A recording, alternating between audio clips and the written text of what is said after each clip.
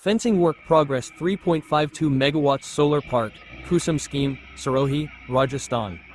The fencing work for the 3.52 megawatts solar park located in the Sirohi district of Rajasthan, under the Kusum scheme, is progressing in a systematic sequence as follows.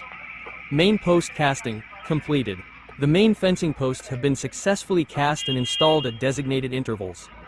Strain post casting, in progress. Casting of strain, corner, end, posts is currently underway, providing structural support at tension points. Chain link mesh assembly, upcoming. Upon completion of the strain post casting, installation of the chain link mesh will commence. This includes the fixing of 3 horizontal tension wires to ensure mesh alignment and stability. Diagonal bracing assembly. Diagonal bracing will be installed at every 5th and 6th main post to reinforce the fencing structure against lateral forces. Barbed wire installation, final stage. 4 horizontal runs of barbed wire will be fixed at T.